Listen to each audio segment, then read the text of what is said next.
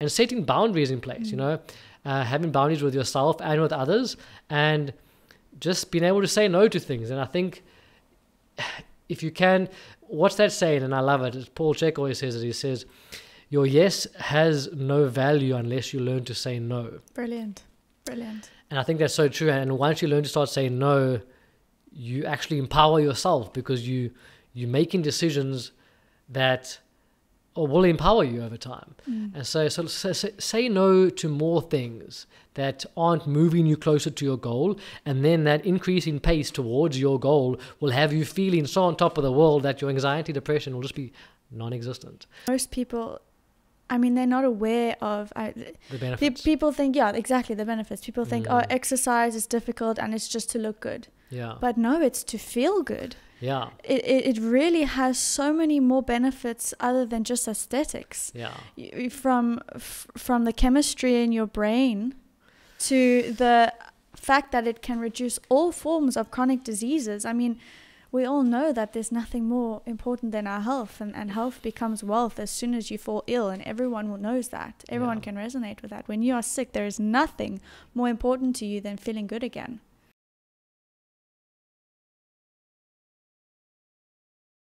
What's happening, everybody? Welcome to another episode of the LifeXpanded podcast. Got a pretty cool episode today, I think. Yeah, it's an exciting one. It's a pretty cool one. So the topic of today's episode is going to be take control of your mental health. And it's going to be we're going to cover a range of different topics. And we want, the reason for doing this specific episode and talking about these specific things is actually because over the last few months, and probably over the last year, working with people who come to us and they're like, listen, I've got anxiety, I've got depression, I've got all these issues, and it's become almost on a day-to-day basis, I'm chatting to somebody about some kind of mental health thing that they're going through.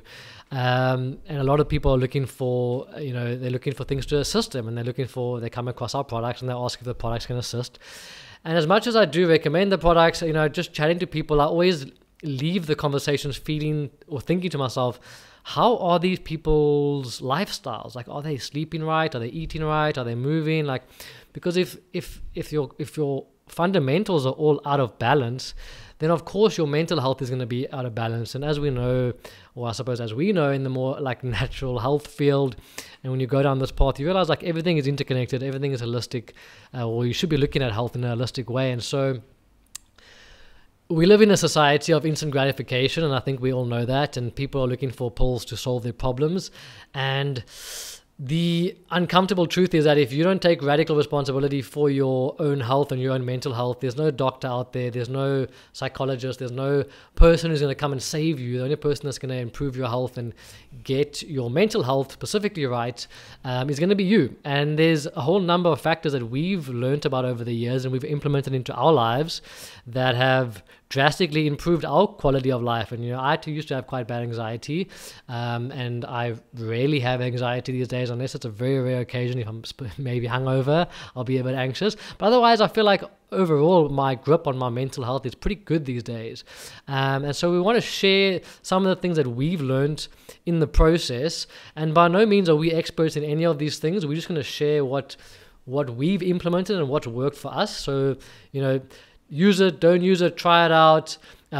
We also are creating this episode because we put together a free guide which has all these different points in it and a lot more details, specifics on each, I suppose, chapter that we're going to chat about today. But we're just going to, myself and Tara, are just going to chat about each section, what is meant for us and what we've done to improve the different pillar of the, I'd say the building that is mental health. And there's different variables that go into hopefully making you feel better, less anxious, less depressed. And just before I kind of end off this long intro, I just want to say that I chat to people, as I mentioned, almost every day, and a lot of people are on antidepressants, anti-anxiety medication, and I always hear the same story. It's like, I want to get off these medications, can you help? And it's really sad to see how many people are prescribed these medications. And I'm not saying there's no place for them in certain situations, but I really truly believe that if you go into your doctor or psychiatrist or whatever it is, and they don't really understand your life and all the variables involved, and like, how's your sleep, how's your relationships, how's your stress, how's your, are you moving, what's your diet like? If they don't ask you any of these questions, like, I wouldn't listen to them. And I know that sounds pretty bold, but I have lost all trust in the Western medical system, and that's not a specific, that's not an insult to doctors or any of these people, but I do believe they're doing more of a disservice than not for these people who are.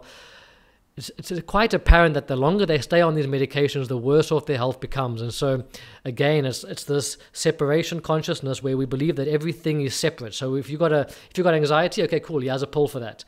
But what is that pill doing for the other systems in your body? And it seems to be given in one area but taken in others. And so I see that often, and it's quite sad to see that people are reliant on these medications, which are ultimately causing more problems than anything else, in my opinion.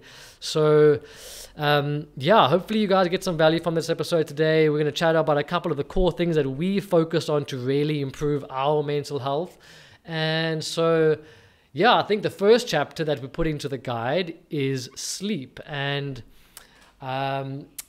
the reason why we made it the number one chapter is because I think you'll agree, we've realized that it's probably the most overlooked area of health. But in my opinion, as I get older, I realize if you have a bad night's sleep, you can feel like everything is out the next day. It doesn't matter how you eat, how you train, all these different things you can do right. But if you're sleeping, if your sleep cycle is not good, if you're not getting good sleep, everything starts to fall apart and fall out of balance. So I think I realized that while I was actually studying to become a biokineticist, and we were taught that, you sleep, if you don't get a good night's sleep, you can train as hard as you want the next day. Your body, you're not going to get the same adaptations and the same benefits if you're sleep deprived, because your metabolism is out, and if your metabolism is out, your mood is out.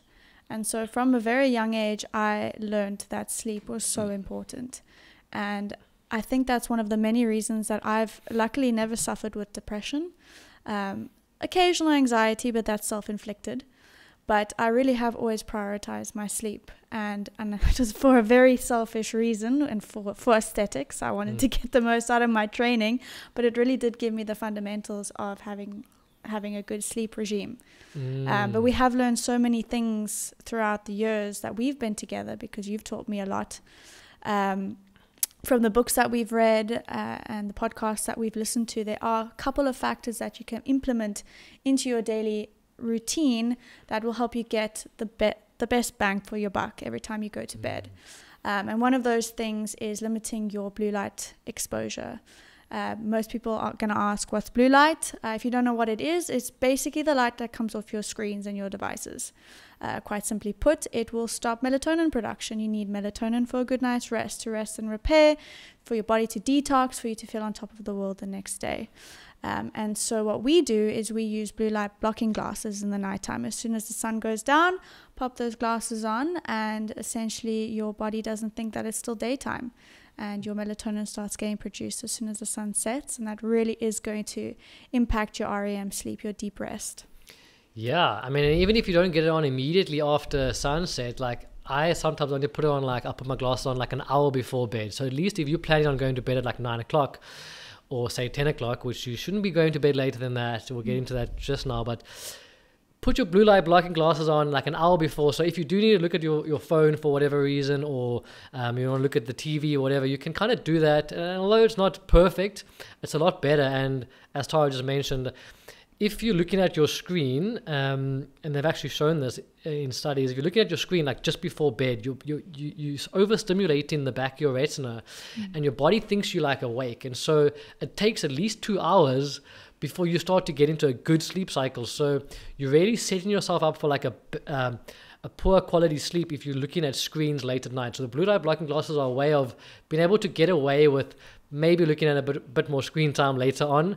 But overall, you should be aiming to not be stimulating yourself with scrolling on different social medias. And we're all guilty of it, let's be honest. But when we do it too often, too late at night, it just keeps your brain, scattered all over the place. And so you should be trying to do things like maybe read a book.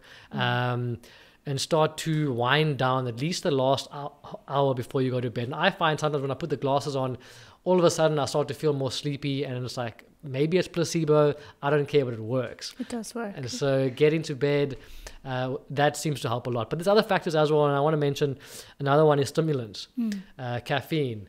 A lot of people I chat to, and you hear this often, it's like, well, I can drink coffee and go straight to sleep. And I always kind of laugh to myself, because I'm like, yes, some people can do that, but the literature is quite clear on this, that, caffeine's got a 6-hour half-life in your body. So say now you drink a cup of coffee, for 12 hours of caffeine is still essentially in your system. We aim to, or recommend, like, having your stimulants before 12 o'clock in the day. Like, have your cup of coffee. I love coffee. I have a cup every morning. Get it done in the morning, because you might think you're sleeping, but with caffeine in your system, they've shown that it impacts certain cycles of sleep. I'm not too sure if it's REM or non-REM, whatever. All I took away from that thing that I learned was, like, your sleep is getting impacted. There's a certain stage of sleep that you're not going to get completely optimized, and so that's going to leave you waking up feeling a bit more groggy, a bit more tired, and then you start to rely on these stimulants to keep you going again, and it's the endless cycle. So yeah, it really is. And on the topic of feeling groggy, I have also noticed, and I've been also very fortunate to have had parents who, as you know, our dinner time is 6 p.m. sharp. If dinner is not ready by 6, we are all starving by 6:05, and that was installed in me from a very young age, which I'm very grateful for as I get older now, and learned that you shouldn't be eating 2 to 3 hours before bed, because eating, as we know, consumes a lot of energy in the body, and instead of your body going into a state of rest and digest, which is what's needed when sleeping to repair and not feel groggy for the next day, your body is going to be using all that energy to break down your food, essentially. And so your whole night, instead of getting rid of all the bad cells in your body and detoxing, you are essentially just digesting the food that you ate just before bed. And so eating 2 to 3 hours before bed and bringing your dinner time slightly earlier is also a great way to improve your sleep. I remember when we first started dating, when we started doing that, we learned this. We're like, oh, wow, like the earlier you eat, the better you sleep. So it actually got quite ridiculous. We got to a point where we were pushing to like 4 o'clock was like our last meal. I remember that. And it was, you could actually noticeably feel the difference. Like the earlier you have your last meal, your dreams are more vivid. Your quality of sleep, like you said, is drastically improved, because your body doesn't spend the whole night trying to digest all this food. Yeah. It actually can do what it needs to do, and that's rest. Yes. And do what it needs to do. So yeah, having a big meal just before bed, it might make you lethargic and slow, and you might pass out, but you're not doing your body anything good by doing that. So it's also easier said than done. Try and like aim to have your last meal by 6-7 o'clock, and at least give yourself 2 hours. And even if it's just 2 hours, it's still better than nothing. 3 hours is optimal, but it's all these small things that really make a difference. It really does. It really does. And then lastly, I think lastly on my side is EMF exposure. And that simply put I've had to Darren's been very good. I've had to drive this home with Tara and be like, put the Wi-Fi off at night. I know it really does. When you were gone and you were away on contract, I liked to keep the Wi-Fi on just in case I needed to contact someone for emergency in the nighttime, and I didn't want to wait for the router to reset. But I did notice that the nights that I did switch the Wi-Fi off, or that we do switch the Wi-Fi off, my sleep is so much deeper and a lot less disturbed. And this also might be one of the topics that people are like, oh, okay, roll their eyes at you kind of thing. Yeah. But it's crazy to see how much more and more information is coming out on this, and EMF exposure, it's something to be taken quite seriously. It's all this new technology that we've been being bombarded with, and a lot of us are sleeping with Wi-Fi routers in our house that are putting out these crazy signals. And we actually had a guy come and do a whole EMF exposure test at our house, and he had all these devices and that, and it's crazy to see these things go crazy around these signals.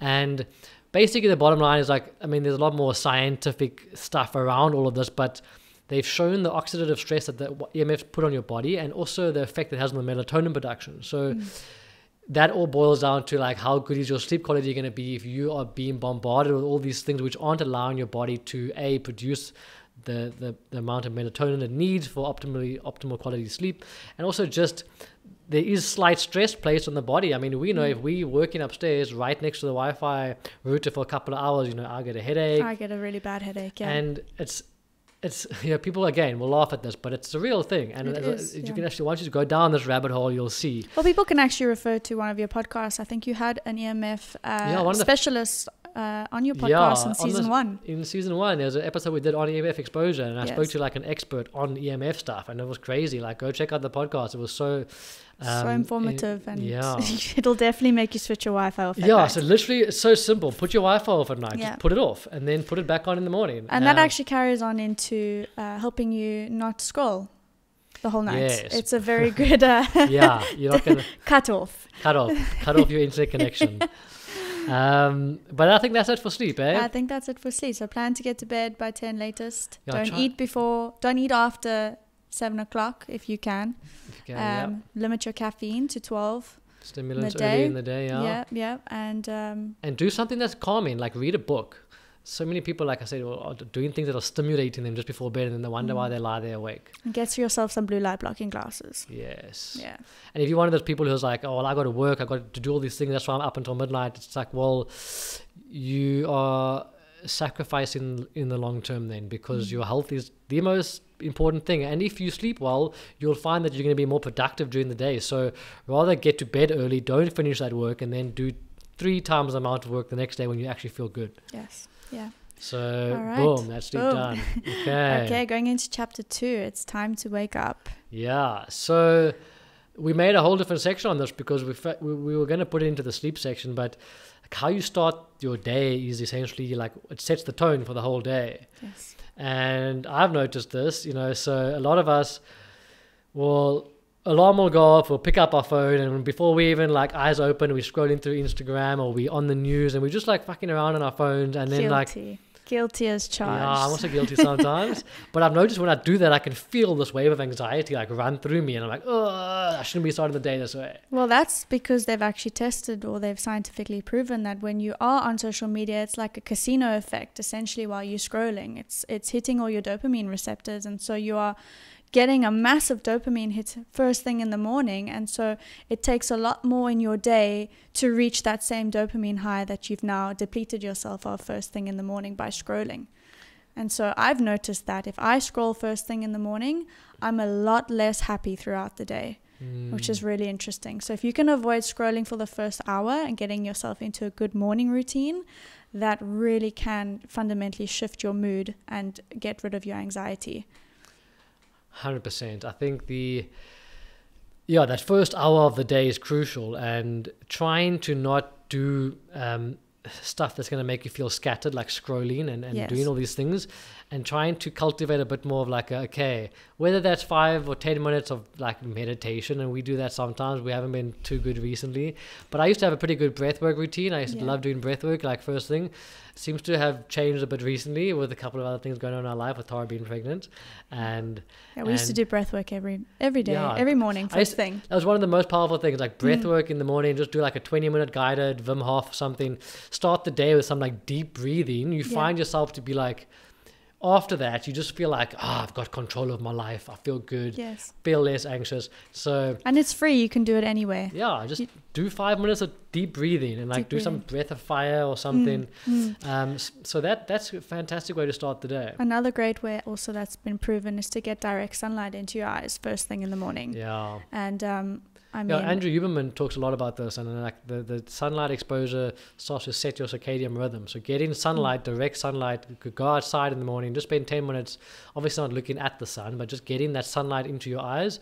It basically sets in motion all the processes in the body, so that by the time the evening comes, you're tired earlier because you haven't now gotten sunlight only at like 10 o'clock in the morning, and your body, so it's trying to set those natural rhythms up. If you're up before the sun rises, you can, like he says, put all the lights on in your house and get light exposure, just because you want to wake yourself up. So get up, wake up, get your body up and moving, and I think that covers kind of just the way you start the day overall. Just remember that. It's like how you set the... And it doesn't have to be complicated. You don't have to do a 10-step morning routine. No. Just avoid scrolling first thing in the morning. Get direct sunlight if you can. And just try and like do connect. Some breathing. Connect to yourself. Just like whatever that means to you. Just kind of have the day plan, whether you want to journal a bit, maybe write down what you're grateful for. I mean, we've been through periods where we've done that. I'm not currently doing that, but I found it to be a great tool sometimes, to just maybe write down, okay, cool, what am I actually going to do today? Because sometimes we're just so scattered and we just don't actually have a plan for the day, and then we feel out of control and anxious. So I think gratitude journaling is actually a very big one for the morning, for how you start your day, because especially those suffering with anxiety and depression, it can be very easy to fall into the trap of, oh, poor me, my life sucks. But if you can sit down and write down 3 things that you are grateful for, whether that be as simple as a roof over your head, it actually makes you realize that, shit, there's people who don't have roofs over their head. Yeah, it does help. I need to be grateful. I think the gratitude is, as they say, gratitude is the best attitude. That's it. That's so cliche. But it's really, I mean, as cliche as it sounds, it's so easy to get caught up in our own little problems and like get into that victim mentality. And I think it's like a default. Like, it's so easy to fall into like, oh, fuck, my life's so difficult, this and this and this. But it takes a couple of just moments of pause. I mean, for me, it's like just spending 5 minutes on the couch with the dogs in the morning. I love that because I feel like I'm so grateful. This is amazing. Do whatever it is for you. Like, do it. Feel good. Feel grateful. And you'll find that you'll feel a bit better, and that might help with your mental health. Yeah, I agree. All right, so moving into chapter 3, and this is movement, something I'm so passionate about. Obviously, as most of you know, or those who don't, I studied sports science and I became a biokineticist. Currently not practicing because I'm pregnant, but hopefully wanting to start my practice up again once baby boy is here. But movement is by far one of the most underrated anti-anxiety and depression pills in movement form. It's wild. One day without movement and I feel like I want to jump off the bridge. Yeah. Honestly, my reactions to things are more snappy. I don't feel as good about myself. Just my overall mood and outlook of the day is completely shifted. I think we don't have to go into all the proven benefits, obviously, of exercise. It should be, for us, it's so obvious. It is obvious. And I think for most people, it's actually not, because I know this also sounds very judgmental, but I mean, I often say to you, me and Tara will be like walking through the shops, and like I've just noticed a lot lately where I observe people, and it's honestly alarming, the state of the general population. Yeah. Like, it's clear as day that most people don't ever prioritize moving their body. They don't prioritize exercise. They don't prioritize health. And like, it's looking around for us, it's become such a normal thing to exercise. Yeah. But I think most people, I mean, they're not aware of the benefits. People think, yeah, exactly, the benefits. People think, oh, exercise is difficult and it's just to look good. Yeah. But no, it's to feel good. Yeah. It really has so many more benefits other than just aesthetics. Yeah. From the chemistry in your brain to the fact that it can reduce all forms of chronic diseases. I mean, we all know that there's nothing more important than our health, and health becomes wealth as soon as you fall ill, and everyone knows that. Everyone can resonate with that. When you are sick, there is nothing more important to you than feeling good again. And I think people undervalue the fact that consistent exercise, even if it's just 30 minutes a day broken up into 10 minutes of walking outside, is enough to reduce cardiovascular disease, hypertension, all sorts of blood sugar disorders. Really, just something as simple as walking every day is enough to improve your overall health, and then in turn, of course, improving your mental state. Yeah, well, everything's interconnected, and so people focus on their mental state, anxiety, depression, not realizing that, it's all interconnected. So how's your physical state? Your mental state is directly related to your physical state. So, I always also think of like every single thing in the universe vibrates. From this chair and this table, everything's vibrating at some level. Everything's moving. So we're not meant to sit and not move. We're also meant to move. And we know this intrinsically. When we move, we're happier. You don't need all the scientific studies to justify it, although they're all there. But in terms of depression specifically, like, most people's depression will go away if they exercise. I remember when we were in lockdown, I was actually starting to feel depressed. I've never really been depressed in my life, but I went through a period where I was like, oh, this must be what depression feels like. But luckily we had Apollo, our dog, and I used to go run him. And then when I'd run him on the beach, I'd feel like, okay, I feel like I can take on another day. So even if it's something as simple as going for a walk, just move your body. You will experience the profound benefits. I mean, anybody who has a dog knows this. Like our dogs, if they don't get walked for like 2-3 days, they visibly get antsy, they get depressed, they get low. As soon as they've been walked, they're like running around, they're happy, they're smiling. They get the zoomies. They're so happy. And I think if we look at nature, we can kind of model that. It's like, okay, we need to move. It's that simple. Like if you're complaining about your mental health, but you're not moving your body, you really need to reevaluate things, because it might just be the fact that you could just start moving and you'll feel better automatically. Exactly. Me as well. Like if I don't exercise for 2-3 days, I get irritable. I don't feel happy. I feel like everything is not working. I feel like everything's stagnant and stuck. I mean, movement also helps with digestion, and we'll get into that in chapter 5. But I mean, digestion and your gut health is so imperative to a good mood. So 100%. So I think that's pretty simple. Just move your ass, people. Move your ass. Get going. Well, then going into chapter 4, which is alcohol, and alcohol has been a big factor in your life. Has come and gone in my life, but as we know, alcohol is a massive depressant. But people use it mostly to forget. I chat to people all the time, and a lot of people tell me, I enjoy having a glass or 2 of wine every night. And they're looking to kind of stop it, but I can tell, I say to them, I would also love to be able to have a glass of wine every night, and we all can enjoy a bit of alcohol now and then, but the reality is that first of all, it drastically affects your sleep. So they've done these tests, and people will be like, I'll have a glass of wine and it'll help me fall asleep. Well, yes, it might be slightly sedating initially, but again, they've done these tests on people where they monitor their sleep after having wine and not having wine, and they can literally see how the alcohol affects your sleep quality. There's also certain stages that completely go out of whack, and so if you're drinking, for now, even if I drink, which is not that often anymore, but if we decide we're going to have a couple of drinks this evening or whatever, I already write off tomorrow. I'm like, okay, cool, it's going to be a shit night's sleep. I'm going to feel cuck. It just is what it is. So you can't be drinking and thinking that everything else is going to be fine. If you can regulate it, by all means do that, but just realize that the more you drink, it's directly related to your mental state and a lot of people's anxiety. I had to stop drinking because of that. For me, if I had one big night of drinking, I would be anxious for 3-4 days. And eventually I just had to admit that it was because of the alcohol that was putting me into an anxious state. And as we know, alcohol's, it's not great for the body and all the functions. I mean, it's essentially a poison. So, and that affects your gut. Your gut microbiome is responsible for a lot of your serotonin, which we'll get into soon with diet. But again, all these things are interconnected. So there's other ways to have a good time besides alcohol. And if you are trying to get your mental health together and you're drinking alcohol, then you aren't taking it seriously. It's going to affect you. Yeah. And as we discussed in the sleep, all those factors are thrown out. Yeah, 100%. So it's quite simple.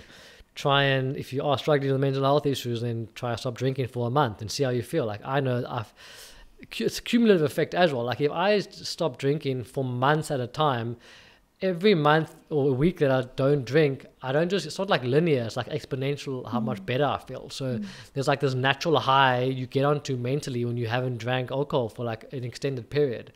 And I love that feeling. So yeah, you might find it's addictive. Try to stop drinking for a month, see how you feel. And once you start drinking again, you'll be like, oh, okay, this sucks. I actually don't feel so good anymore. Yeah. All right. Okay, so what's next? Diet. Moving on to diet, chapter 5. And I think if anyone's learned about the gut microbiome, it's me. There are many things that can affect the gut microbiome. Number one being antibiotics, but that's not this chapter. The diet. And we want to do a whole podcast on that specifically, especially our veganism journey, where we were both vegan for a long time, but we're not anymore. Not anymore. But diet, I think most people... I think it's becoming more common knowledge now that the gut is the second brain and that the brain and the gut communicate with each other. That's the main takeaway. That is the main takeaway. And what is interesting is, obviously the gut speaks to the brain, but the brain equally speaks to the gut. So, and I think it's 60 or 70%. I don't know the exact figure, but of there's different claims out there of the serotonin is produced in the gut. Yes. So it is.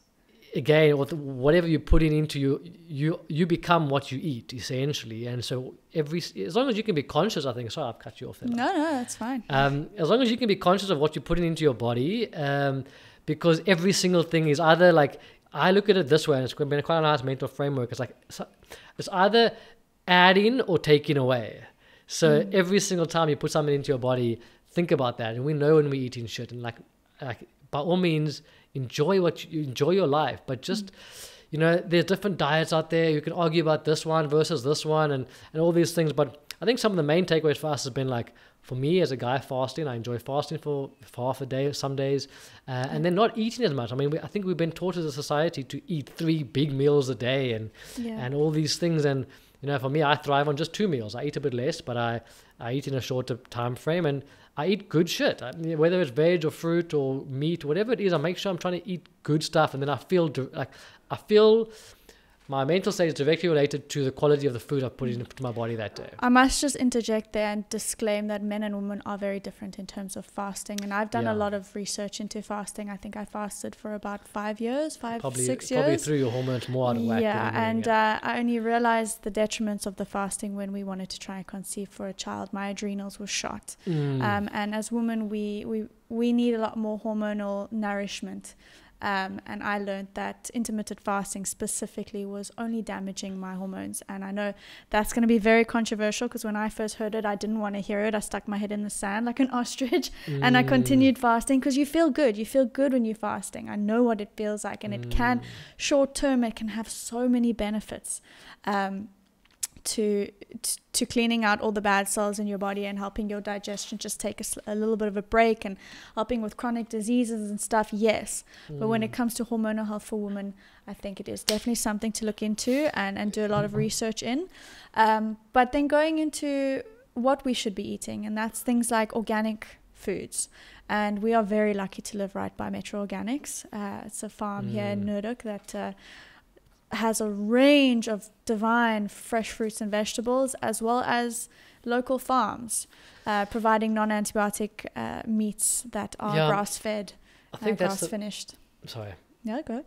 I think that's the main takeaway. It's like, yes, not everybody can get organic, this, that, and then we are very privileged in that sense. But so it's like the basic fundamentals. I think the main thing with relation to mental health specifically is going to be, and I noticed this because we've both been vegan we did it for a long time, but one of the main things, and it's something that I still feel I can feel, and that is the quality of the animal products. Because if you buying meat that is kind of, the animal's been through a really shit environment, has been terrified and all these things, you pick up on that energy. As kind of esoteric as that sounds, like the anxiety that you could be feeling, it could be directly related to the animal that you've just eaten. And that actually, sorry to interrupt you there, but that I experienced recently when you were away.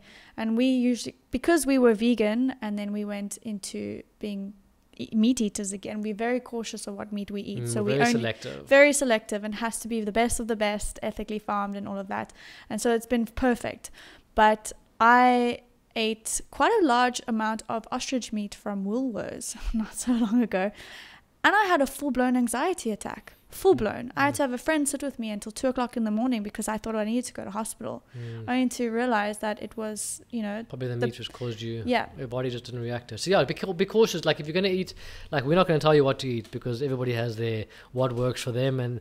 And so just be conscious of what you're eating. Like either you're eating like alive fruits and veg and that, or you're eating good quality meat, good eggs, or whatever it is you're eating. But if you're going to be eating processed foods and things, all those things are just taken away from your life force energy, going to make you feel slow and lethargic, and then you're going to feel kind of guilty for eating shit, and then you're going to feel anxious about that. Yeah, I think the main takeaway for diet is to really focus on replenishing your gut microbiome. I think most of us have been bombarded with antibiotics, especially our generation, as kids, and we've wiped out our gut flora. And so, to replenish that by getting yourself some good probiotics. Getting some good probiotics, getting some diversity in your diet of fresh fruits and vegetables. Diversity is key. And, eating things like kimchi, sauerkraut, getting some kombucha if your body can tolerate it. Mine doesn't do it too well. So I get some good probiotics, and that really has made a massive difference in my mood going forward. Definitely, yeah. I think you hit the nail on the head with all those things. Yeah, good probiotics, like good things that nourish the gut, because the gut affects your mood. It's that simple. everything, I think the theme, as you guys will notice, everything is interconnected. Yeah, it's not like there's one answer to any of these things. There's all these different factors which we need to consider, and when you start to consider all of them, it really does start to come together nicely. So I think that's it for diet. I mean, what we're going to say, we're not going to get too specifics on what and when and how we will to do eat. a whole podcast on how we eat now. Yeah, we will. We're gonna do another podcast on that specifically and talk about the vegan journey we were both on and why we decided to leave that. And I think a lot of people will be curious about that, so we are going to put that together soon. Well, moving on to chapter 6, sunlight. Do you want to take it away? Sunlight, yeah. I think it's pretty straightforward, although it might not seem as obvious. I think we basically more evolved houseplants. So what do plants need? They need some sun. And you know, we can get down a whole rabbit hole on that, but the sun gives life to everything. And I think, you know, I mean, obviously with vitamin D production, all these things, you get it from the sun. And yes, you can supplement, but it's not the same. And the vitamin D synthesis in the body is also directly related to, I think it's serotonin. And I don't remember all the details, but the bottom line that I've learned and what I felt is when I get into the sun, I try, if there's good sun in the day, even if it's 10 minutes, lie outside, try and soak up a little bit of sun when there's a good day going on. Like, get a bit of sun going on. Automatically, you can feel in your cells. They like wake up and they feel good, and you feel happier. And I think sunlight too. I mean, there's a reason why in those countries, I think in Europe and that, when it's like winter, people are more depressed. People are more depressed in places where there's less sunlight. 100%. And I mean, vitamin D has been directly linked to increased mood and. I've noticed that. I mean, even a simple thing as my pregnancy, it's getting in the sun and exposing my skin to sunlight is crucial for my baby's placenta. And the placenta is the life house of the baby. So it just gives you an indication of how important direct sun rays are. And I think I'm also not too sure of the scientific terminology and stuff, but they have shown that there's the different waves and UVs of the sun. Sorry, our dog's being very rude at the door. Paula, shut up. It's a full spectrum UV that gets transmitted from the sun, and they all work together, like you was mentioning, Nana. Everything's interconnected to benefit our whole body. That's why supplementing doesn't work as well. Yeah, I know. So just get some sun. It's pretty straightforward. Like it's not that hard. They say about 10 to 20 minutes a day of direct sunlight. Yeah, and also like this is also another rabbit hole, but be careful of lathering yourself with all these different sunscreens, which are full of all these carcinogenic compounds, which are causing, you know, massive problems for hormones in the body. And just overall, like this whole idea that we need to be scared of the sun is very, it's very sinister because, yes, of course, don't go like for 6 hours straight in the middle of the day in the blazing summer and like burn yourself. But we do need good amounts of like healthy sunlight on our skin.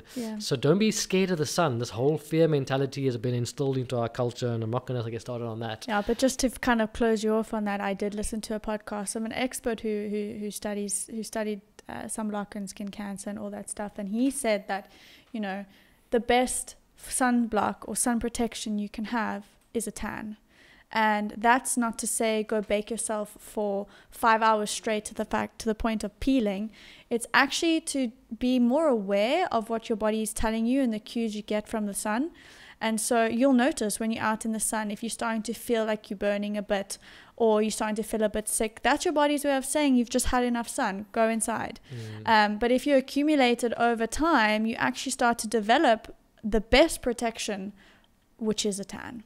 Yes, and then the more tanned you are, the more sun you can handle. Yes, it's actually quite an incredible phenomenon. Yeah, so you should like taper your way into, like if you have never been exposed to sun, like don't go run a marathon. Yes. Get yourself, don't go midday, go early on in the day, get sun exposure and kind of like warm yourself up to getting more and more exposure, and by getting that you'll get more of a tan, and like you say, get your body systems just running optimally. Yeah, exactly.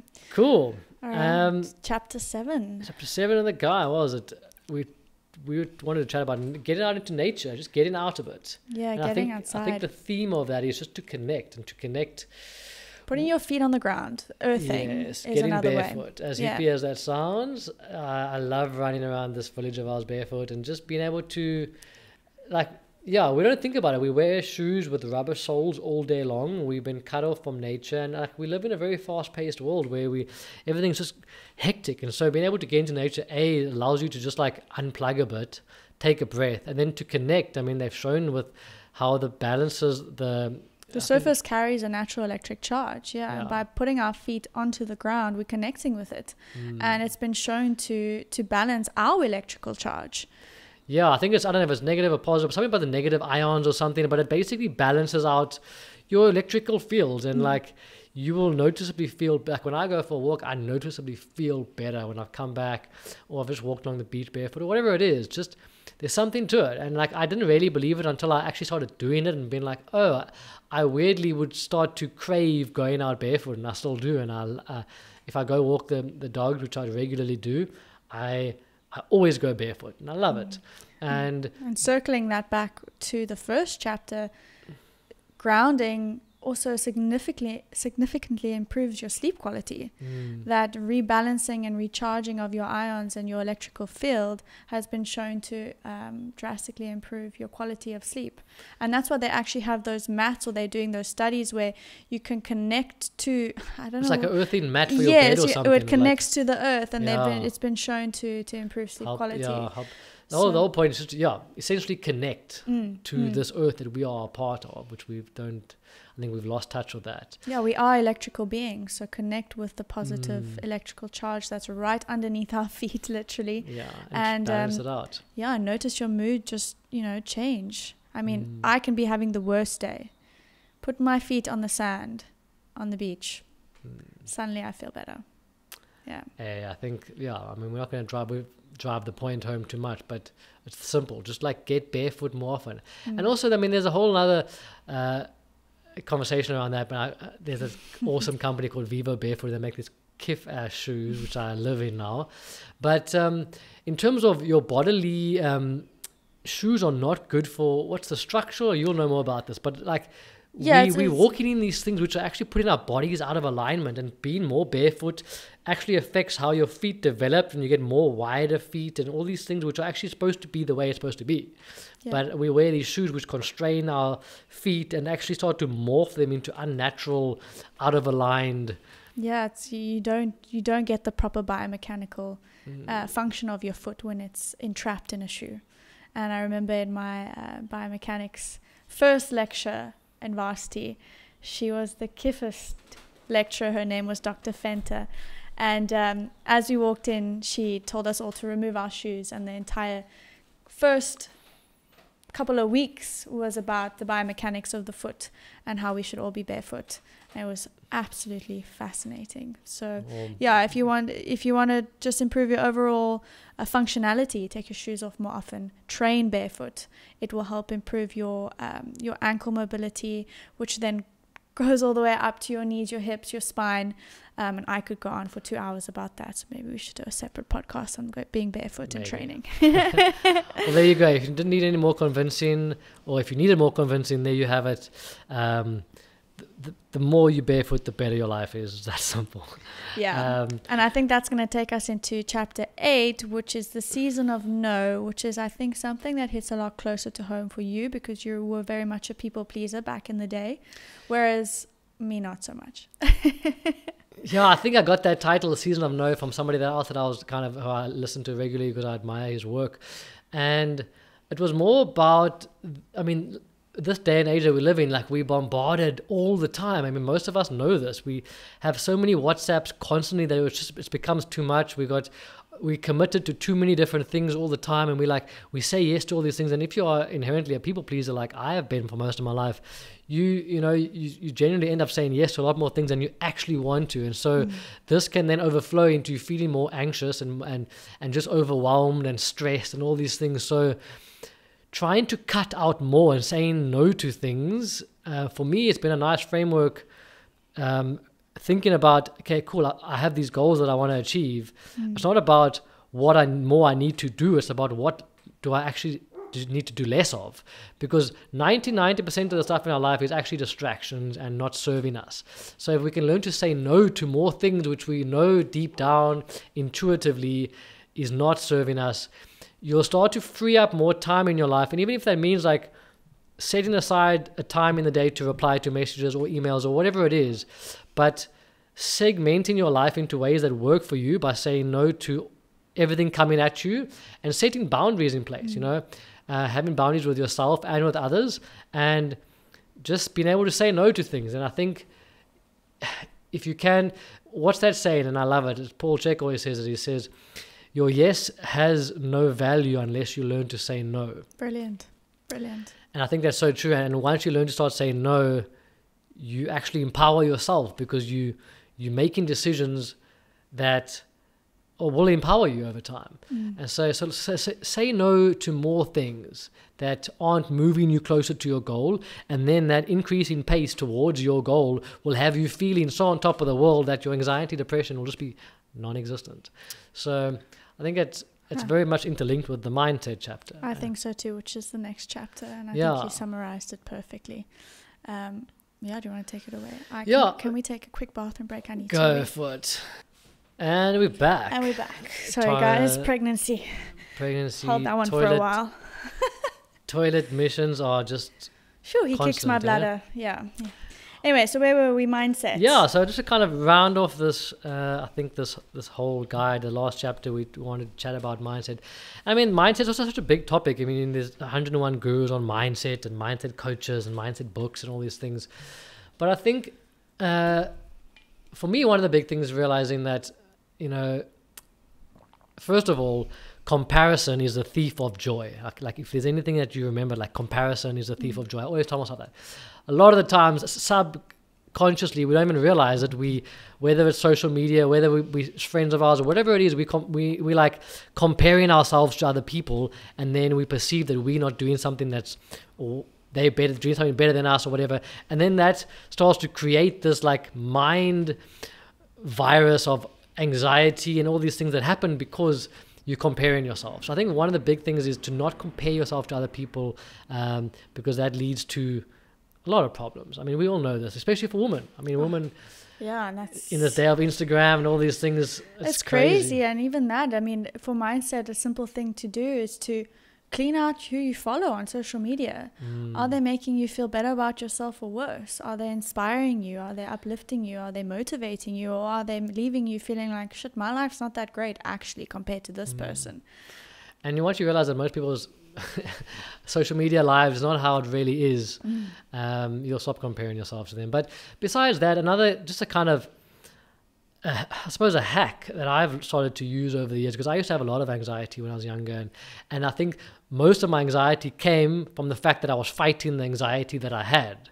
So sometimes it's okay to just be anxious or be a bit stressed. If there's something that's causing you to feel stressed out or anxious or a bit depressed, maybe become hyper aware of it and being like, oh, okay, this is how I feel right now. Become the third person observer. Yeah, if you can zoom out and just look at your life and be like, oh, okay, now I feel anxious right now. It's a cool hack, because you can't always just be blissed out and happy. Like, you can't have one without the other. And there is going to be times where you're going to feel a bit stressed or anxious or whatever. And it doesn't necessarily mean that you need to go run to the doctor to get pills. Like, maybe become aware of whatever it is that's causing your anxiety. And yes, all these hacks we've talked about, implement it.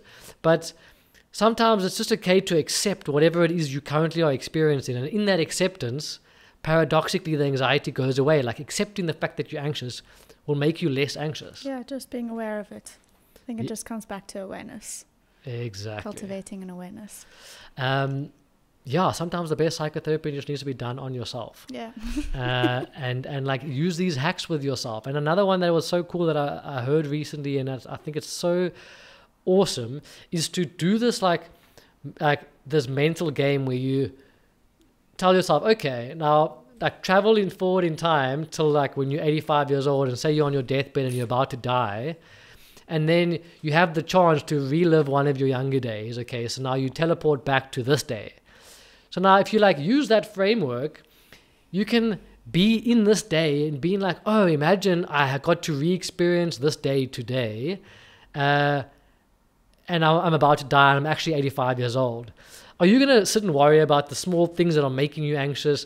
Or are you going to look around and be like, wow, life is so fucking amazing? I think that you gave me this analogy for my pregnancy, because I've been very anxious in my pregnancy. I've never really experienced anxiety until I fell pregnant. And obviously the fear of losing the baby again is obviously what's caused all the anxiety. But you said to me, you know, I've been anxious, I'm 31 weeks, and I've been anxious these entire 31 weeks. And my pregnancy's actually been perfect. There's been nothing wrong, despite me thinking there's something wrong along the entire path. And you said to me, well, hack it then. You know, if you're still anxious now, imagine you full term, you've had the baby's fine. Now you're jumping back into this exact day. Do you need to be anxious?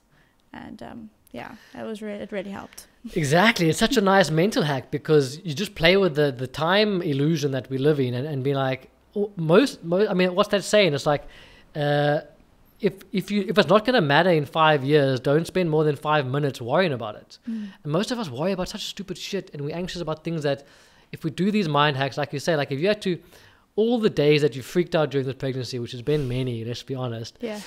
None of those concerns were valid. And if you don't have control over a certain outcome, there's literally no point in worrying about it, because if you can't control it, then whatever's going to happen is going to happen. So do the best that you can do, and then just kind of accept what is, and just realize that most of the time it's going to be completely useless to just be anxious or be worried about whatever the thing is. And if you only had one more day to live, like, would you really be spending it sitting in your head looping about all the things that are making you anxious? Like, get outside, go move, you'll feel better. And like, have this perspective. I promise you it works. If there was a chapter 10, I would say get yourself a Darren in your life. Oh, thanks, love. You helped me a lot. But yeah. I appreciate that. But yeah, I mean, we'll balance each other out. We do. I've been anxious for many years in my life, and I think I've worked a lot on these things too. And it's little hacks that help. Just have that awareness, and so we created this guide, guys, and if you want to read it, you can download it for free. It for free, and it's really a lot more in depth than what we've gone into. We've kind of done the personal touch to it, although we did touch on most of the points, but there are some that we didn't. So if you guys are interested, definitely go check it out and download it. And thanks for tuning in. Yeah, I think that's a wrap on. Yeah. I mean, like I said at the beginning, we are not gonna sit here and be your guru on mental health, but this is what works for us. In these areas, we've spent hundreds of hours listening to other people about, implemented it. So all these things, I mean, what's the point of listening to podcasts now? It's to hack the time it took those people to get those results. It's simple. Like, you can read a book on something, you can listen to podcasts, you can do these things and not have to figure it all out yourself. So that's our goal, is to share this with you. It works for us. It'll probably work for you. And not to try and sell you guys on anything, but if you're trying all these modalities and you want to really improve your anxiety and depression that much more, definitely check out our microdosing range, because that is one of the biggest impacts for us has been microdosing, both psilocybin and the San Pedro. Definitely. I mean, Peruvian torch. Okay, for sure. My anxiety definitely took a turn for the better when I started microdosing. And I felt for the first time in my life, I'd been reading all these books on spirituality and all these things, and like learning about present moment awareness and all these concepts which sounded great. It's like a little hack. Shortcut. Once I started microdosing, I was like, oh wow, I'll just like lay in the hammock and like watch the birds fly around. And I was like, wow, this is beautiful. And I've just felt present for the first time. And I think microdosing is fantastic. I mean, there's lots of studies coming out now constantly on the benefits of it. So yes, it's a fantastic tool to add in. But like I try to tell people, it's not going to be, if all these other areas we've spoken about are out of alignment, then you're wasting your time. If these things are in alignment and then you microdose, you're going to feel like a new human, and you'll be able to take on life with a whole new kind of zest. Definitely. And if you are a new subscriber, or if you've never bought from us before, use a code LifeXpanded20 and you'll get 20% off your order. We ship nationwide in South Africa. 2 to 4 days is quick. Get our products into your life. You won't regret it. They're fucking awesome. Yeah, let us know if you enjoyed this podcast. Yeah, cool. Thanks guys for tuning in. We'll see you on the next one. Yeah.